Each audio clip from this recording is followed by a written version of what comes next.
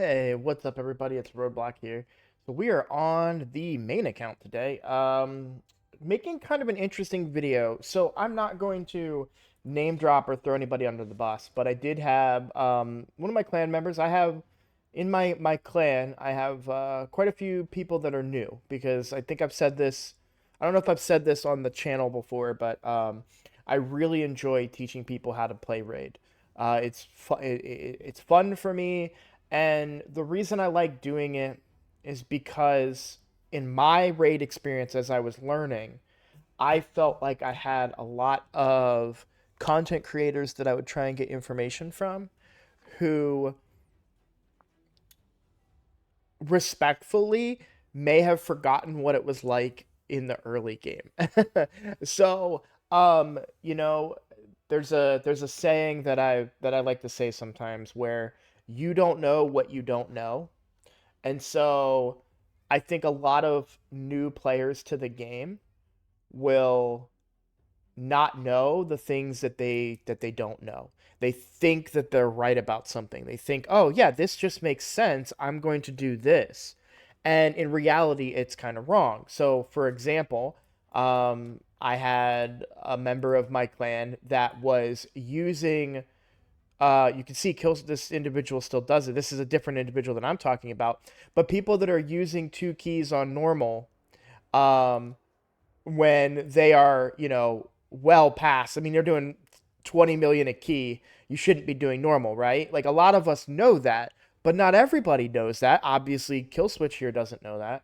And the other person that was doing it, when I asked him, "Hey, why are you spending two keys?" He's like, "Well, if I spend two keys, I get two chests." And it's like, "No, no, no, no, no. You're getting two chests because the boss died, but you don't want two chests of demon of normal anyways. You should be putting your keys in like the more difficult areas so you can get better gear, right?" Well, another question popped up. Well, a couple questions popped up actually, and those were um, the specific question that is the basis for this video was um, how how did you get good? Well, I guess I can just read the question. It's off camera, so I can read it real quick.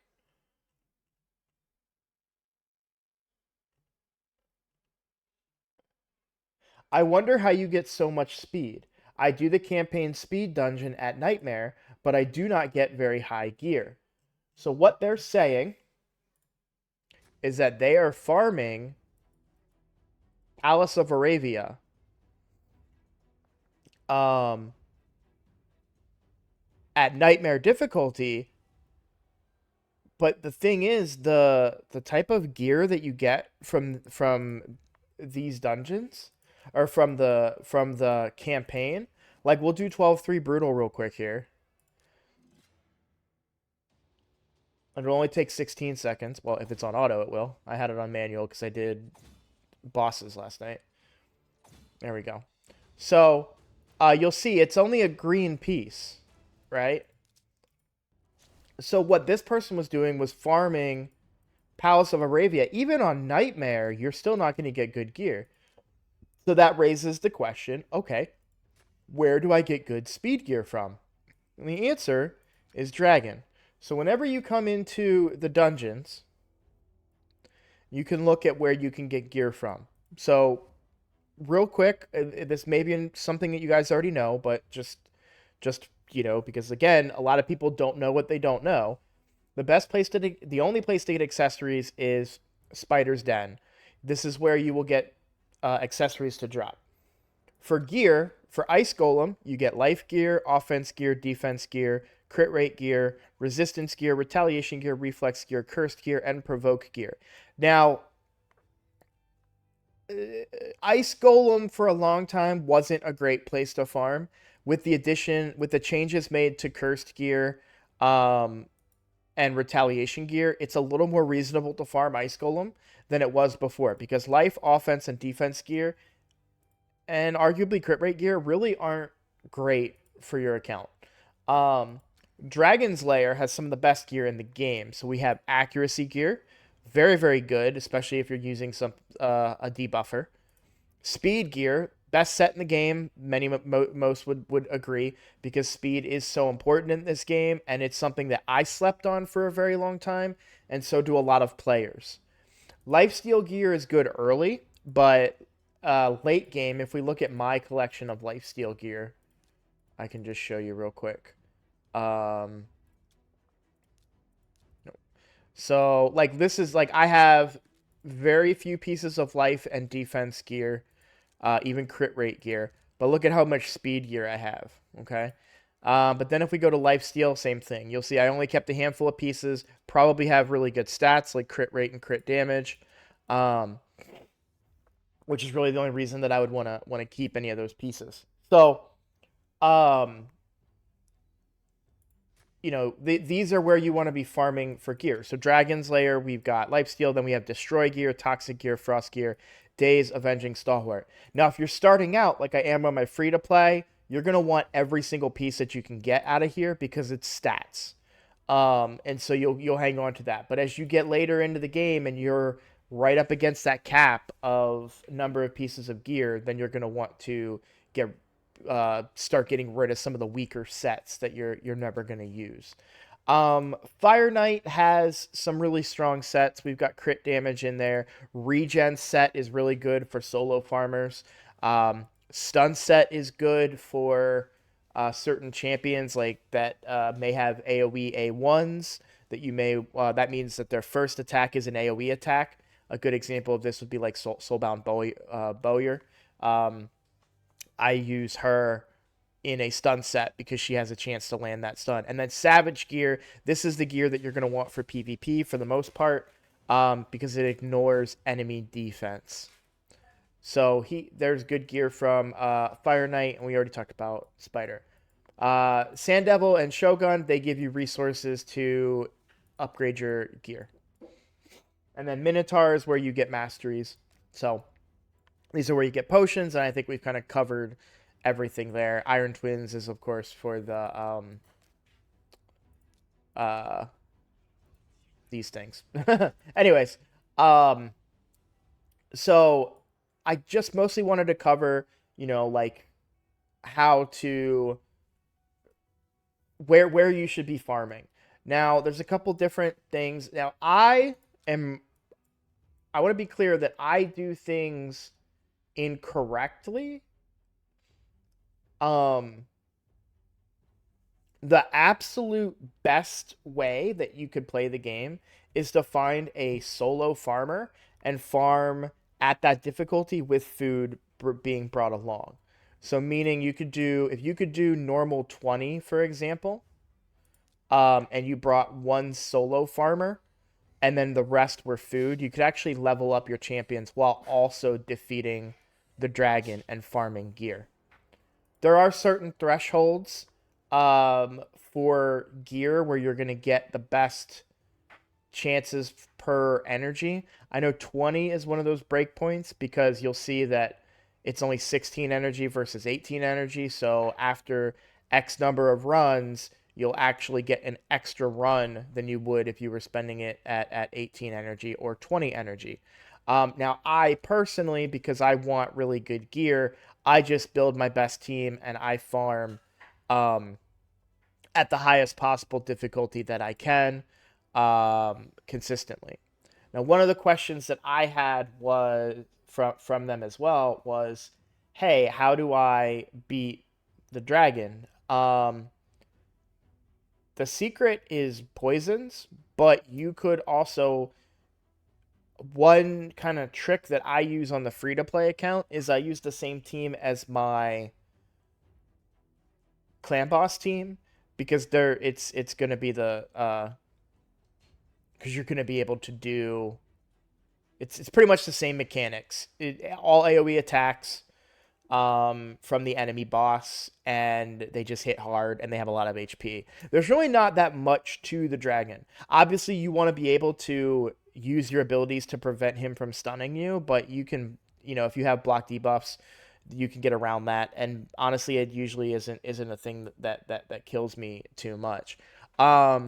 So you're gonna want things like percent based damage. So champions like Newt, Cold Heart, those are gonna be valuable to you.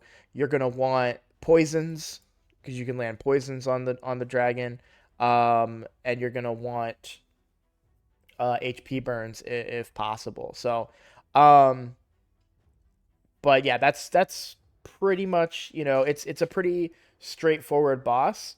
There's not too much to it. The biggest problem for me in my past runs have been getting past um the waves, for example. So that's why I have Seer in this group. And I actually this is an important thing too. If we look at the team setup, I actually turn off Seer on round 3. I turn off her Karma Burn because what ends up happening for my account, she does a ton of damage with it, even to the boss, but she takes away all my buffs, and then my guys die. So I don't want that. So I bring uh, I bring her to beat the waves and then beat the boss. So ideally, you'll probably want to use some of your strongest champions, but you are going to want to bring stuff that's going to do percent damage to the boss. And that means bringing things like poisons, bringing things like HP burns, and percent based direct damage like Newt's A3. So I'll show you my dragon. This is Dragon Hard Stage 8. You can see I have done Stage 9. I tend to farm Stage 8 just because it's a little more reasonable on time, and it has an advantage for my Newt to hit even harder. I'll go ahead and do a super raid for it. All this does is basically simulate, if you could beat it, it doesn't increase the difficulty or anything, but you get two pieces of gear for twice the energy.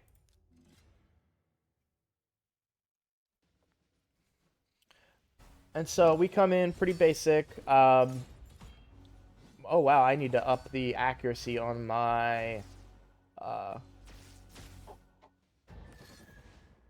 wonder if I shouldn't bring him then, and bring someone else with more accuracy, because he didn't land any of those. Were they weak hits? I didn't pay attention. It could have been weak hits. He has magic affinity, and these are spirit. No, so that would be force. He should have the advantage. Or no. This is force affinity. So they could have been weak hits. I didn't pay attention. I'll have to look at that. Because yeah, he landed hex there. So I don't think it's an accuracy problem. We'll check next time he uses his ability. And he's landing the burns. So okay, I think I'm freaking out over nothing here. So it does take me a little bit longer to get through the waves. This isn't a perfectly tuned team. If I had... Oh no, they did resist. That's weird. Okay. If I had better tuned team, like using a cooldown refresher, like a Kymar or a Painkeeper or something like that, where I could refresh the cooldowns on my Seer and my Newt alike, I'd probably be able to do a little bit faster in here, but I'm not all that worried about it. Usually when I'm running dungeons like this, it's something where I turn on auto battles and I run it overnight. All right, so you'll see, the dragon's resisting a lot of the stuff I was applying there. So we don't care about Newt's A1 here. We really only care about his A3. As you can see, he hit for 700,000 and then 800,000 twice. We do get the Brimstone proc. We're probably going to take the Fire Breath here. But you'll see that I have debuff block debuffs from the Pythion on there, so I don't get stunned, and we're able to continue the fight. And while we do get a lot of poisons on us, Pythion takes those off. So Pythion's a really good counter to Dragon. You want to be able to get rid of those poisons and prevent yourself from getting stunned if possible. But there are times where I'll get stunned in this, and I'm still just fine. So, and you'll see where I'm just chunking down the boss with the big Newt A3 hits. And then that was death by Brimstone. So that's my team. Ultimate Death Knight also increases the defense of these champions by quite a bit with his aura and it being a buffed aura. And so, I gain survivability that way. I'm going to sell both of these pieces of gear. I honestly don't keep any blue pieces of gear anymore. Just at this point on my account, it's just not if we were to look, I have way too many pieces of gear than I, can manage. I only have room for 12 pieces of gear, and so I like to farm on the hard difficulties just to try and get chances at mythic gear. I do have quite a stockpile, but even some of that gear is bad. So if we look at like this is my collection of mythic gear, um, and some of the pieces just aren't even really good, and I should probably get rid of them. Like here we have a savage piece. Yes, it has accuracy and HP. We don't have any crit rate. We don't have any crit damage. That's not really a good piece, but I keep it because it's mythical and it looks cool. Here we have an accuracy chest with a mythical speed set.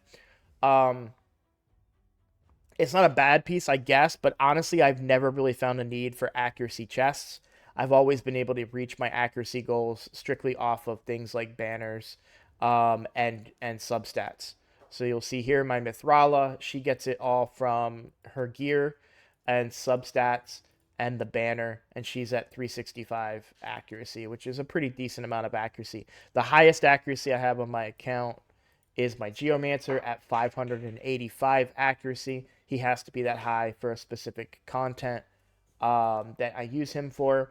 And you'll see he's got accuracy set and then double perception. But again, I don't have accuracy base stats. I have HP base stats. So I get all the other accuracy from the sets themselves and from substats on the items. You'll see I got a double roll here for accuracy, single roll here. And so um, but yeah, I don't even know what I'm gonna call this video yet. Mostly, this is a video that I made to address some, you don't know what you don't know. So for people that are farming for gear in campaign, you are wrong, and I mean that respectfully. You didn't know it, but you are wrong to be farming gear there. You want to be getting gear from the dungeons because you will have a chance to get blue gear, purple gear, and legendary and mythic gear, which is orange and red respectively. Now, mythic gear won't be until hard mode, but regardless, these are the things that people should understand. Another thing, I think I talked about this briefly in another video, but I do want to point out the fact about percent-based stats. You don't want to be using flat stat items on this particular account. Let's do, it will include equipped, and we'll do priorities. No, we want primary stats. And we'll do these 3 items, attack and defense. So am I really using, oh my gosh. So I will sell this piece immediately. I will sell this piece immediately and sell this piece immediately. So I'm actually using one piece of flat stat gear for some reason. I have no idea why.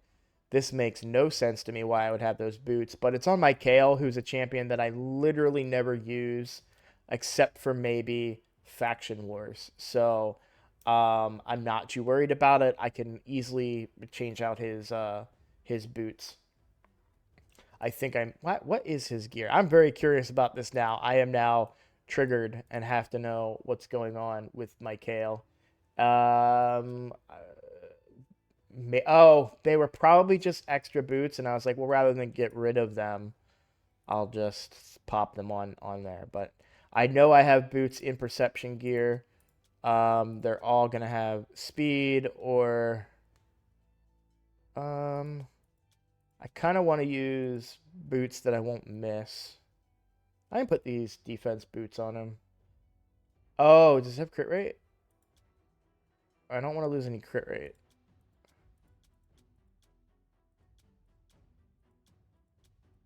These are good. I don't want to waste those on the Kayle. This one less so. Let's see if I can get a crit rate proc. Alright. Try one more time. Meh, whatever. These boots are so bad. And then, so he's not crit capped, but it doesn't really matter. It's Kayle. He's only ever used in Faction Wars, so not worried about that. All right. Well, So yeah, well, I guess I didn't finish my point about percent based stats. So you want to make sure that the gear that you are using is percent based on their chest. If they're a support champion and you have them um, for survivability, you'll want like HP or defense on the gauntlets. If they're a DPS character, you're gonna want crit damage in most cases on the gauntlets and find crit rate through the rest of the gear that you have so that they hit that 100% that crit rate. Um so if we look at like my now not always 100%. So a champion like Genbo for instance has a self buff so he can give himself crit rate and crit damage. So you don't need to have him capped at 100%. You can keep him a little bit lower because he gives himself that boost. So he gives himself, what does he give? Was it 20%? 30%. So I actually have him over. I could have him at 70%, but I have him at 80% and then 238% crit damage with 5k attack. I'm really frustrated actually because he's built really well, but he does not hit nearly. I've actually recently subbed him out for my Stultus Dragonbane, um, who hits like a truck compared to Genbo. I guess maybe just because Genbo is an epic, but um, yeah. But for the most part, you're gonna want speed boots on most champions. I did have for a period of time Ultimate Death Knight in defense boots. I put him in speed boots. I think there was a specific reason I put him in speed boots, a specific fight that I needed him to go faster on.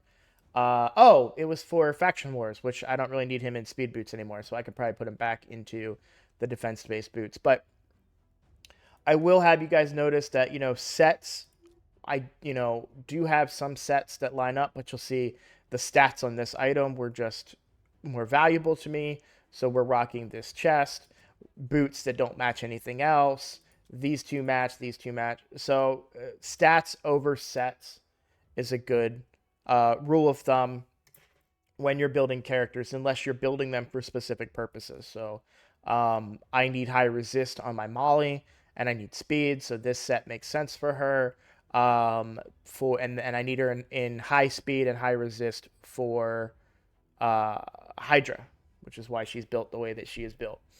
So it all depends on what you're looking for. A character like Rector Draft, you're going to want them to have, HP and defense to survive so that they can heal the rest of your team up. We talked about my Geomancer. I need him to survive while also gaining accuracy from as many sources as possible. So, but yeah, so if you are farming in those campaign stages, that's just a waste of your energy. The only thing you're going to be using campaign for is to farm up your champions, and it's always recommended by other content creators, is where I got it from, to use 12-3 brutal. It's the best, I think the best energy per experience is from stage 6. However, stage 3 gives you a little bit extra silver because shields sell for more than boots would. So 12-3 brutal is the normal place that people farm because you do also gain a bunch of silver from selling the useless shields that you get. Good news for anyone that was farming campaign for gear, you can go ahead and get rid of all that gray and green gear. Maybe not the green stuff if you're early, and then fill up your silver meter pretty quickly. So, yes, that's pretty much the video. So let me know in the comments what was something that you didn't know. When you were playing Raid that it just slipped your mind, you were oblivious to it, and then one day you were like, "Oh, okay."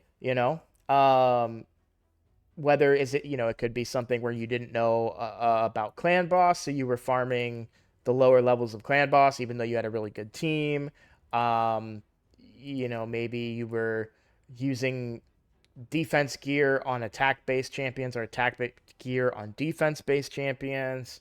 You weren't using increased attack or decreased defense. Like, let me know what it was in the comments. If it's something interesting, I'll definitely make a video around it and help other people kind of understand, to not make these mistakes because, like I said, you don't know what you don't know. So, thank you for watching, and I'll see you on the next video.